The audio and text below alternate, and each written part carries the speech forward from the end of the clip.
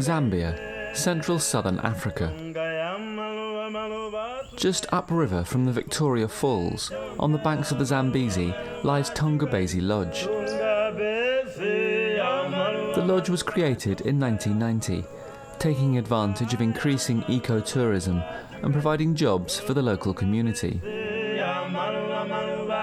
In 1996, the founders of the lodge decided to branch out. Whilst I was at Tongabezi, all the staff, the waiters, the laundry ladies who were working there came up and started asking me to help with education. They said there's nothing really in the area. There was one local government school which is still here called Simonga, but due to it being a government school it was fairly underfunded, class sizes were huge, and so the actual education for the children was not of a high standard. And so I decided the best thing to do was just to set up a little preschool. We had just 15 children and they were all staff children. The school was free, but part of the deal was that the parents helped with the daily running of the school. We needed to come up with a good name for the school, and so we called it Tujatani, and it's a Tonga name, which is one of the African tribes, Zambian tribes, and it means we all hold hands together.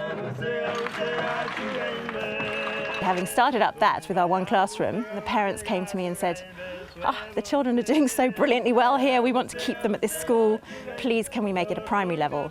Can they go into grade 1? And I was very anti it. I said, no, let's just stick doing a preschool for a few years and see what happens. But the parents were saying, no, this is Tujatani, we must move forward and grow. And so we got inspectors coming up to the school to come and check us and see what was happening. And just a couple of days before we were supposed to open, we got a letter from the government saying, yes, go ahead, primary school is fine. So those children then went into grade 1.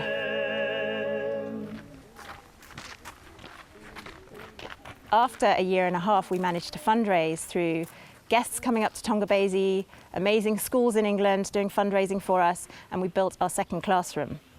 And when we did that, then we brought in a new group of children. And every couple of years, we've managed to build a new classroom and bring in a new group of children. My name is Bond Licha. I'm the deputy head of the school, as well as a class teacher for grade 5. My name's Oliver Mtambekwa, doing administrative duties at Tongabezi. At the same time, I'm a class teacher, teaching grade 6 class. Most students do come to this school when they are 4 years old. That is, they start preschool with us, they move to reception, and then start the primary sector up to grade 7. After a few years, as the school was growing, I realised that we needed to make it a community school and not just a school for the Tongabezi staff children. So we opened up to the whole of the local community. Most of our pupils come from the catchment area around the school. Because preference is given to members of Tongabezi staff, those who are the employees by the lodge. Then we have some of the pupils who are coming all the way from Simonga. It's about I would say about 5 kilometers from here. The furthest pupils who come from Zambezi Nkoku is almost an hour plus walk. Unfortunately, there's no financial aid that comes from the government. They've supported us morally, in the sense that they recognize what we are doing and they say, please keep up the spirit, but there's no material aid or support that comes from the government. It's all well-wishers that give us something to keep the school running. People can sponsor a child in the school, and this money goes towards the running costs of the school. It is even spread. It covers teacher salaries, it covers buying of textbooks, and a lot of other things in the school. I've got amazing teachers from Livingston, all local Zambian teachers, who are thrilled to be at this school because they've got small class sizes, which means that the children can really learn well. They've got materials in their classrooms. They teach all those subjects, mathematics, English, science. If 1 stands for ones, what number is going to be here? Yes, Nassan, 1. in terms of teaching, I make it a learner-centered kind of teaching so that the children are involved, other than the traditional way of letting the teacher talk. You let the pupils touch and do things on their own, especially in science, mathematics. Let them manipulate on the board so that they are able to understand the concepts. It starts off, first of all, by showing the flower itself. It is inside where the seeds or the fruit is going to be. Clean. Green. Clean. Green. This is clean. Can be the opposite of clean. Dirty. Huh? Dirty. What? Dirty. Very, very good. Can you clap hands for yourself?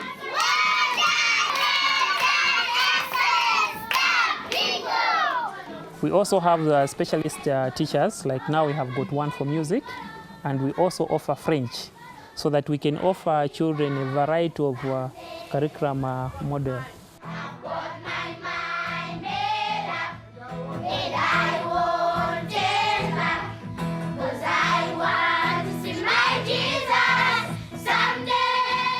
Zambian people are incredibly creative and amazing performers.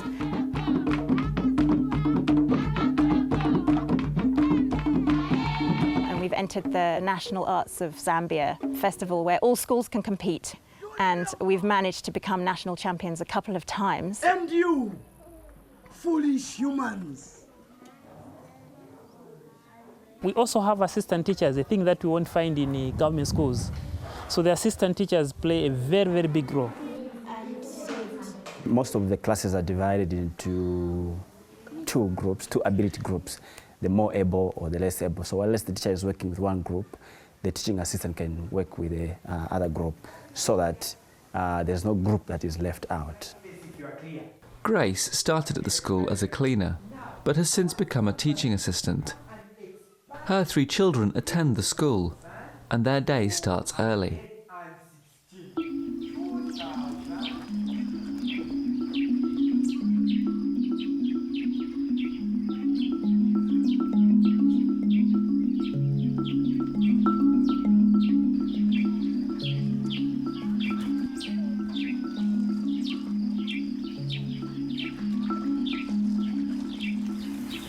My name is Grace Chabalande. I have 3 children, Evaristo, Esther, and Stephen.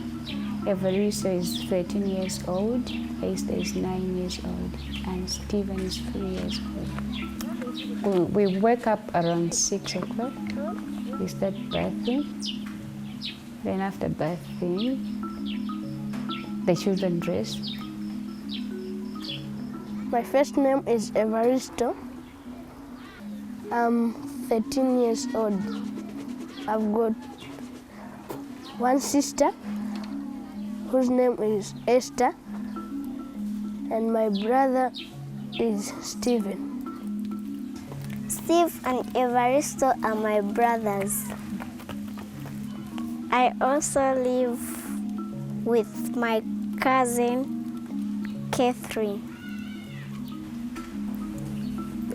I live in Simonga village. I came in 1998, but I was living at Mchenje farm and I was married to the father, to the children. Then we divorced in 2005, 21st April. Then I started living in the village, in Simonga village. I built my own house in Simonga village. My house is a one-room house, so I sleep on the sitting room. Then I sleep sometimes with Stephen, sometimes alone. I walk to school with my mom, my sister, my brother, but my cousin goes to another school. I come to school. It takes me 30 minutes to walk to school. I walk whether it's raining or whether it's sun. I'm trading my soul. The idea is to make the children come to school, because some of them, they start off from homes without any breakfast at all. But once they're given breakfast or lunch, they tend to stay in school, and that motivates them. You know, having a meal at home is a 50-50 situation. They may not have it. So if our donors assist us in terms of lunch, that is funding the lunch program, it basically costs about $10 to feed a child for the whole month. And that would make a huge difference. But the success of the school has generated its own problems. There was an influx, of parents bringing their pupils here because of the quality of education that is being offered. And up to now, that's one of the things that we struggle with. A lot of people would want their pupils to be here, but we cannot absorb all of them.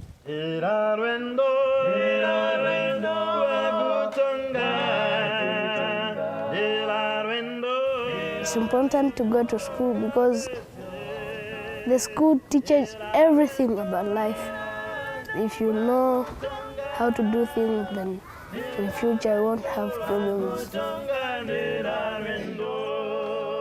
When the first group of children have got through university or whatever trade certificate they want to do, and they're actually working and earning money, then I'll know that we've done the right thing. And then the other children will see as they go through the school, I can do that, I can get a job, I can do, whatever I want. What is my dream? What is it that I really want to do? And they can do it.